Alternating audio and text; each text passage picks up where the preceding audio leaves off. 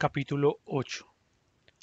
Algunos días más tarde, cuando ya había desaparecido el terror producido por las ejecuciones, algunos animales recordaron, o creyeron recordar, que el sexto mandamiento decretaba ningún animal matará a otro animal, y aunque nadie quiso mencionarlo al alcance del oído de los cerdos o de los perros, existía la sensación que las matanzas que habían tenido lugar no concordaban con aquello. Clover pidió a Benjamín que le leyera el sexto mandamiento, y cuando Benjamín, como de costumbre, dijo que se negaba a entrometerse en estos asuntos, ella instó a Muriel. Muriel le leyó el mandamiento. Decía así: ningún animal matará a otro animal sin motivo. Por una razón u otra, a las dos últimas palabras se les habían ido de la memoria a los animales, pero comprobaron que el mandamiento no fue violado, porque, evidentemente, hubo buen motivo para matar a los traidores que se aliaron con Snowball. Durante ese año los animales trabajaron aún más duro que el año anterior. Reconstruir el molino, con paredes 2 veces más gruesas que antes, y concluirlo para una fecha determinada, además del trabajo en la granja, era una tarea tremenda. A veces les parecía que trabajaban más horas y no comían mejor que en la época de Jones. Los domingos por la mañana Squealer, sujetando un papel largo con una pata, les leía listas de cifras demostrando que la producción de toda clase de víveres había aumentado en un 200%, 300% o 500%, según el caso.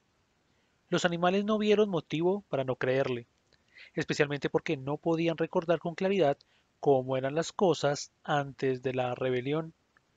Aun así, preferían a veces contar menos cifras y más comida. Todas las órdenes eran emitidas por intermedio de Squealer o uno de los otros cerdos. Napoleón mismo no era visto en público, sino, cuando mucho, una vez cada 15 días. Cuando aparecía estaba acompañado no solamente por su comitiva de perros, sino también por un gallo negro que marchaba delante y actuaba como una especie de trompetero, dejando oír un sonoro cacareo antes de que hablara Napoleón. Hasta en la casa, se decía, Napoleón ocupaba aposentos separados de los demás. Comía solo, con dos perros para servirlo, y siempre utilizaba la vajilla que había estado en la vitrina de cristal de la sala. También se anunció que la escopeta sería disparada todos los años en el cumpleaños de Napoleón, igual que en los otros dos aniversarios. Napoleón no era ya mencionado simplemente como Napoleón. Se le nombraba siempre en forma ceremoniosa como nuestro líder, camarada Napoleón, y a los cerdos les gustaba inventar para él títulos como padre de todos los animales, terror de la humanidad, protector del rebaño de ovejas, amigo de los patitos y otros por el estilo. En sus discursos Squealer hablaba, con lágrimas que rodaban por sus mejillas, de la sabiduría de Napoleón, la bondad de su corazón y el profundo amor que sentía por todos los animales en todas partes, especialmente por las desdichadas bestias que aún vivían en la ignorancia y la esclavitud en otras granjas. Se había hecho costumbre atribuir a Napoleón toda proeza afortunada y todo golpe de suerte. A menudo se oía que una gallina le decía a otra: bajo la dirección de nuestro líder, camarada Napoleón, yo he puesto 5 huevos en 6 días. O dos vacas, mientras saboreaban el agua del bebedero, solían exclamar: gracias a nuestro líder, camarada Napoleón, qué rico sabor tiene esta agua. El sentimiento general de la granja estaba bien expresado en un poema titulado Camarada Napoleón, escrito por Minimus, y que decía así: amigo de los huérfanos y del desheredado, señor de la pitanza que enciendes de pasión mi alma cuando posas, imponente y airado, como el sol tu mirada es el cielo azulado, valiente camarada, glorioso Napoleón. Dador de lo que aspiran tus dóciles criaturas, la barriga repleta paja para el colchón, y sueño descansado sin dolor ni amarguras, gracias a tus desvelos y propias venturas, valiente camarada, glorioso Napoleón. El hijo que tuviera, si Dios me diera uno, apenas chiquitito, antes de ser lechón, con lealtad a quererte le enseñaré de fijo, y a chillarte entusiasta, mi tierno cachorrito, valiente camarada, glorioso Napoleón. Napoleón aprobó este poema y lo hizo inscribir en la pared del granero principal, en el extremo opuesto a los 7 mandamientos. Sobre el mismo había un retrato de Napoleón, de perfil, pintado por Squealer con pintura blanca. Mientras tanto, por intermedio de Whymper, Napoleón estaba ocupado en negociaciones complicadas con Frederick y Picklington. La pila de madera aún estaba sin vender. De los dos, Frederick era el que estaba más ansioso por obtenerla, pero no quería ofrecer un precio razonable. Al mismo tiempo, corrían rumores insistentes de que Frederick y sus hombres estaban conspirando para atacar Granja Animal y destruir el molino, cuya construcción había provocado en él una envidia furiosa. Se sabía que Snowball aún estaba al acecho en la granja Pinchfield. A mediados del verano, los animales se alarmaron al oír que 3 gallinas confesaron haber tramado, inspiradas por Snowball, un complot para asesinar a Napoleón. Fueron ejecutadas inmediatamente y se tomaron nuevas precauciones para la seguridad de Napoleón.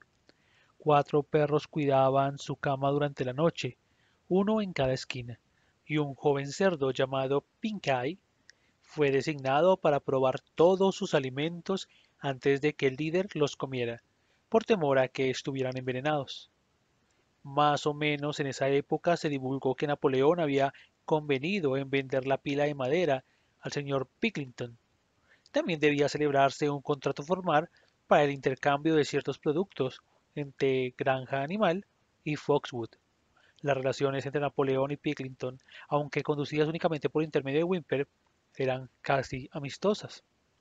Los animales desconfiaban de Picklington como ser humano, pero lo preferían mucho más que a Frederick, a quien temían y odiaban al mismo tiempo. Cuando estaba finalizado el verano y la construcción del molino llegaba a su término, los rumores de un inminente ataque traicionero iban en aumento. Frederick, se decía, tenía intención de traer contra ellos 20 hombres, todos armados con escopetas, y ya había sobornado a los magistrados y a la policía para que, en caso de que pudiera obtener los títulos de propiedad de granja animal, aquellos no hicieran preguntas. Además, se filtraban de Pinchfield algunas historias terribles respecto a las crueldades de que hacía objeto Frederick a los animales. Había azotado hasta la muerte a un caballo, mataba de hambre a sus vacas, había acabado con un perro arrojándolo dentro de un horno, se divertía de noche con riñas de gallos, astándoles pedazos de hojas de afeitar a los espolones. La sangre le servía de rabia a los animales cuando se enteraron de las cosas que se hacían con sus camaradas.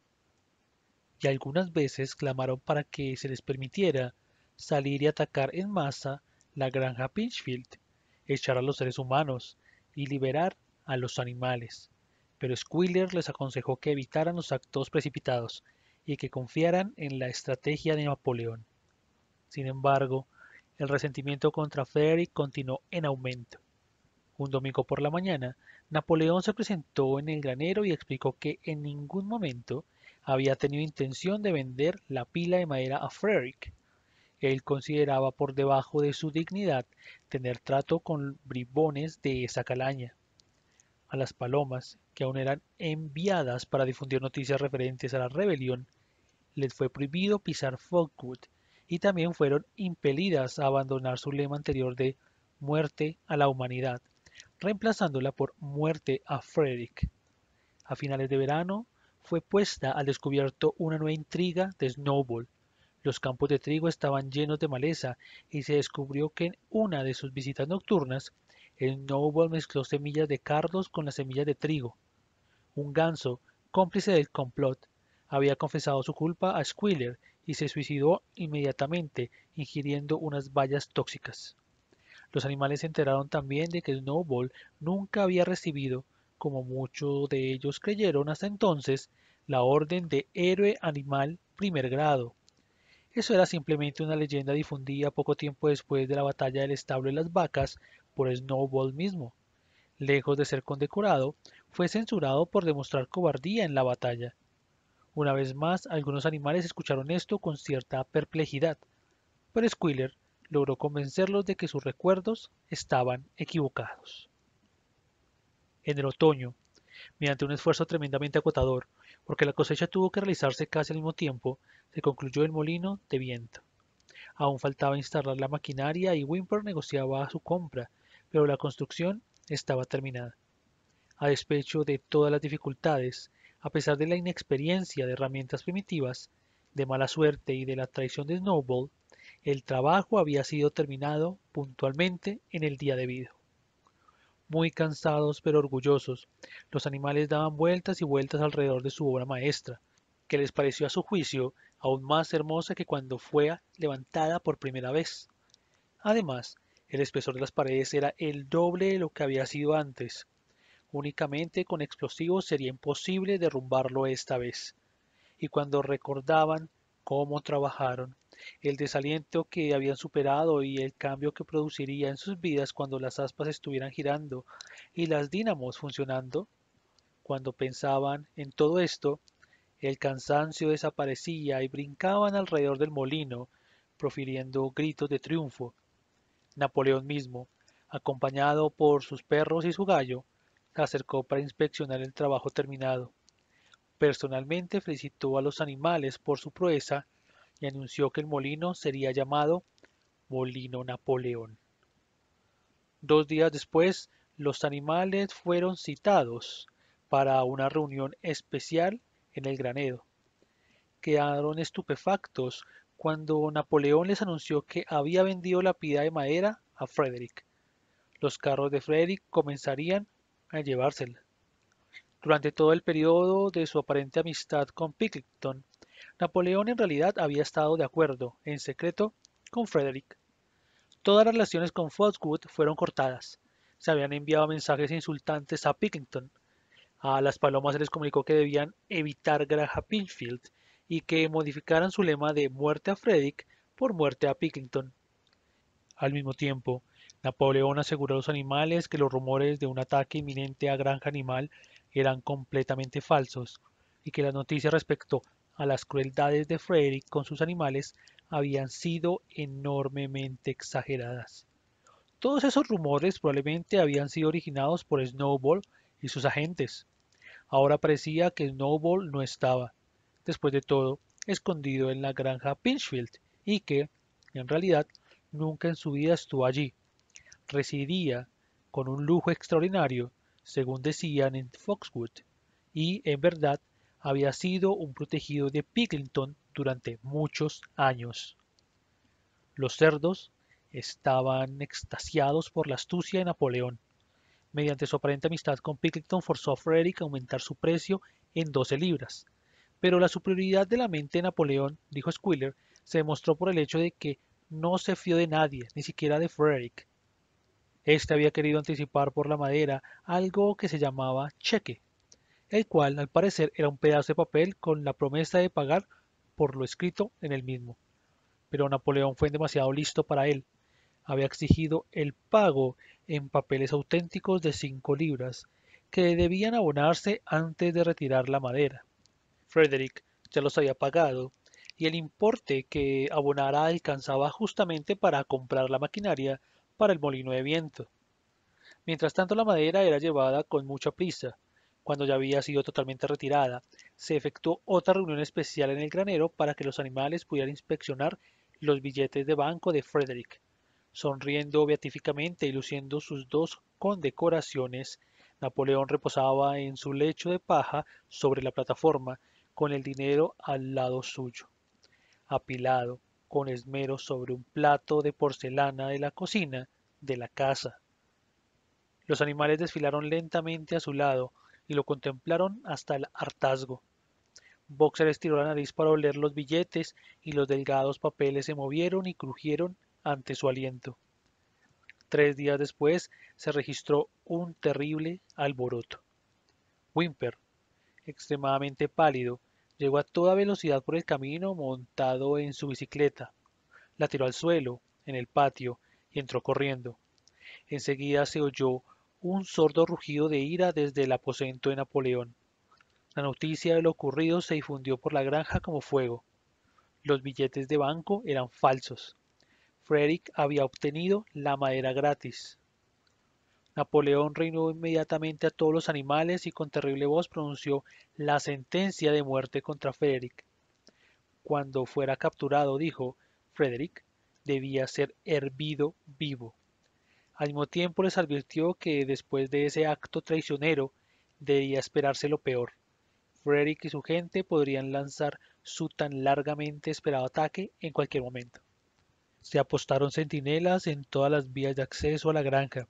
Además, enviaron 4 palomas a Fogwood con un mensaje conciliatorio, con el que se esperaba poder restablecer las buenas relaciones con Picklington. A la mañana siguiente se produjo el ataque. Los animales estaban tomando el desayuno, cuando los vigías entraron corriendo con el anuncio de que Frederick y sus secuaces ya habían pasado el portón de acceso. Los animales salieron audazmente para combatir, pero esta vez no alcanzaron la victoria fácil que obtuvieron en la batalla del establo de las vacas. Había 15 hombres, con media docena de escopetas, y abrieron fuego tan pronto como llegaron a 50 metros de los animales. Estos no pudieron hacer frente a las terribles explosiones y los punzantes perdigones y, a pesar de los esfuerzos de Napoleón y Boxer por reagruparlos, pronto fueron rechazados. Unos cuantos de ellos estaban heridos. Se refugiaron en los edificios de la granja y espiaron cautelosamente por las rendijas y los agujeros en los nudos de la madera. Toda la pradera grande, incluyendo el molino de viento, estaba en manos del enemigo. Por el momento hasta Napoleón estaba sin saber qué hacer. Paseaba de acá a allá sin decir palabra, con su cola rígida, contrayéndose nerviosamente. Se lanzaban miradas ávidas en dirección a Fogwood. Si Picklington y su gente los ayudaran, aún podrían salir bien. Pero en ese momento las 4 palomas que habían sido enviadas el día anterior volvieron, portadoras de una de ellas de un trozo de papel de Picklington. Sobre el mismo figuraba escritura con lápiz las siguientes palabras: se lo tienen merecido. Mientras tanto, Frederick y sus hombres se detuvieron junto al molino.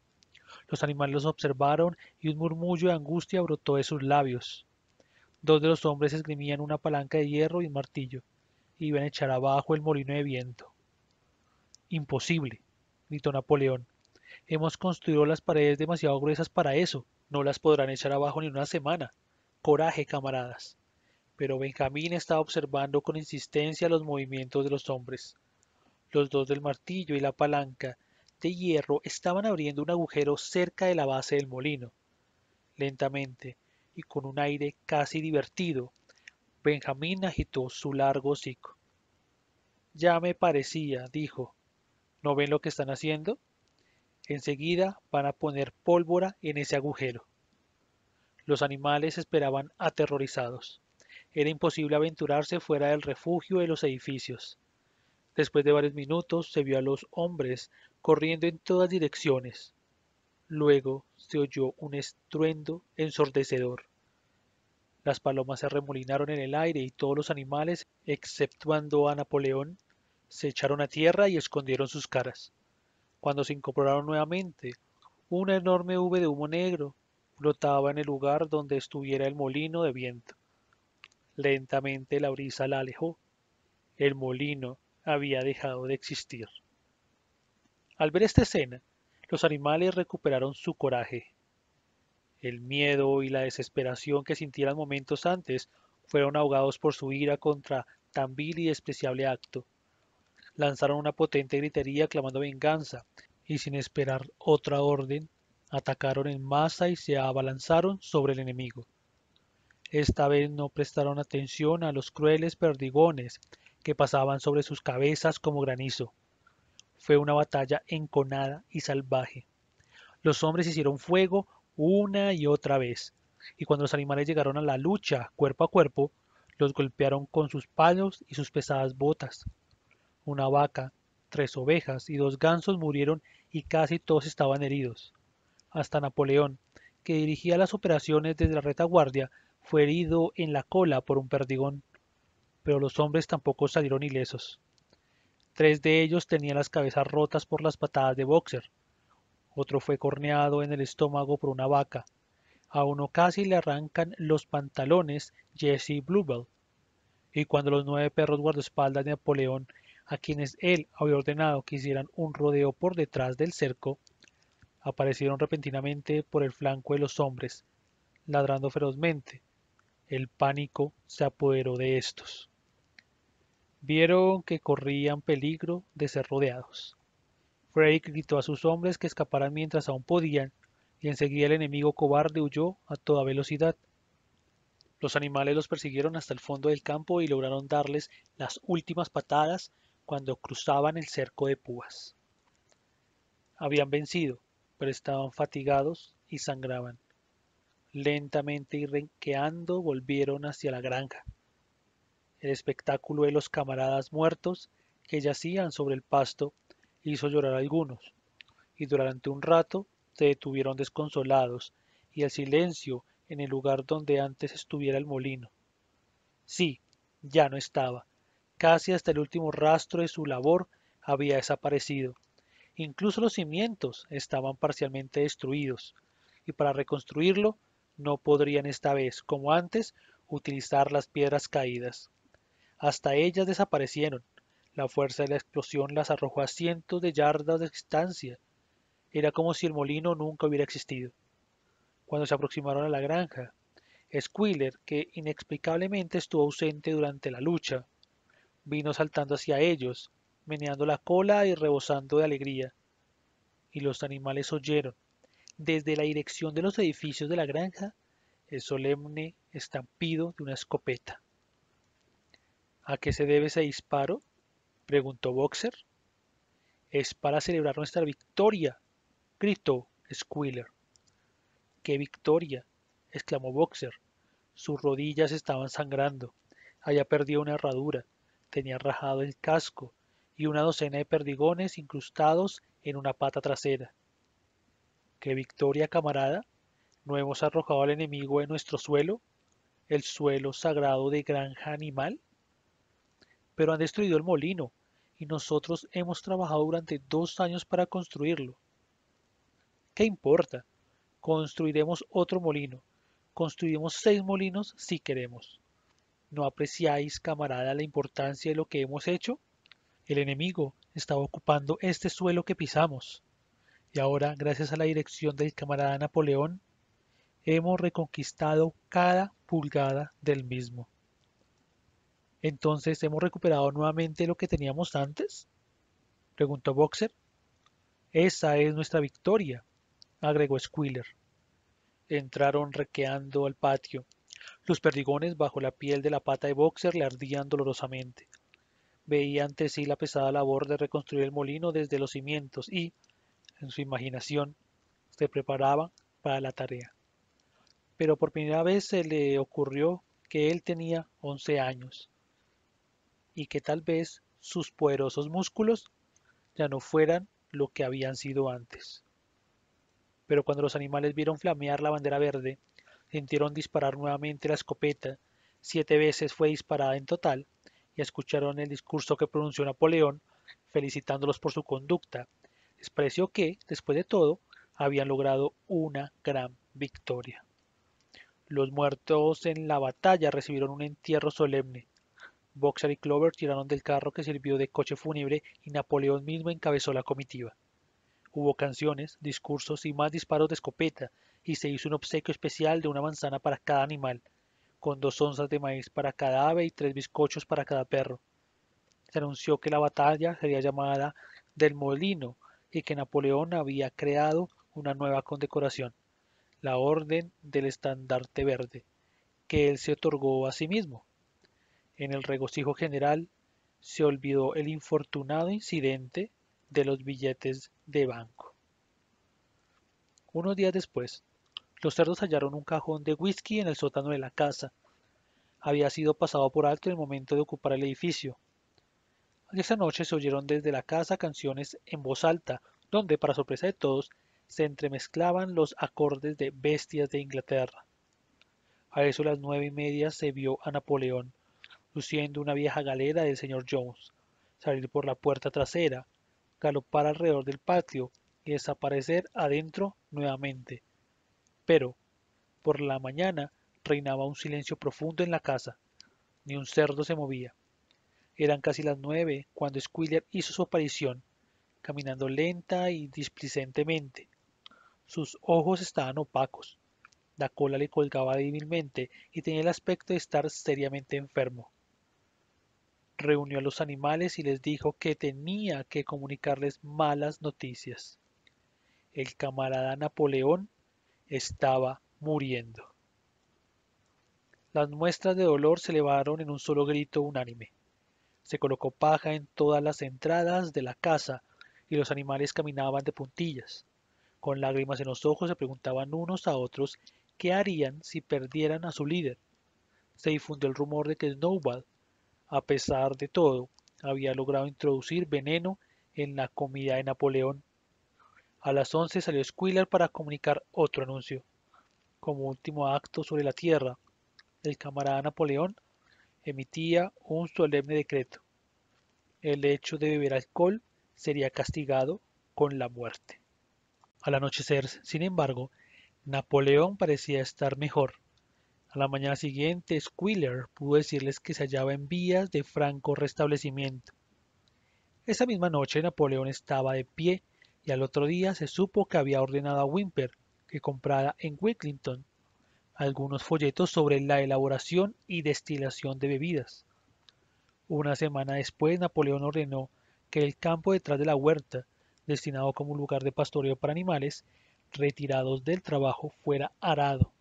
Se dijo que el campo estaba agotado y era necesario cultivar de nuevo, pero pronto se supo que Napoleón tenía intención de sembrarlo con cebada. Más o menos por esa época ocurrió un incidente raro que casi nadie entendió. Una noche, a eso de las 12, se oyó un fuerte estrépito en el patio y los animales salieron corriendo de sus corrales. Era una clara noche de luna.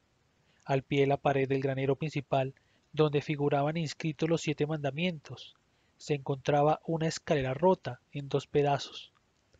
Squealer, momentáneamente aturdido, estaba tendido al lado y muy a mano había una linterna, un pincel y un tarro volcado de pintura blanca.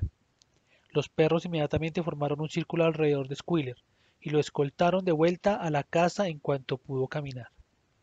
Ninguno de los animales lograba entender lo que significaba eso, excepto el viejo Benjamín, que movía el hocico con aire de entendimiento, aparentando comprender, pero sin decir nada. Pero unos cuantos días después, Muriel, que estaba leyendo los 7 mandamientos, notó que había otro de ellos que los animales recordaban en mala forma. Ellos creían que el 5.º mandamiento decía, ningún animal beberá alcohol, pero pasaron por alto 2 palabras. Ahora el mandamiento expresaba, ningún animal beberá alcohol en exceso.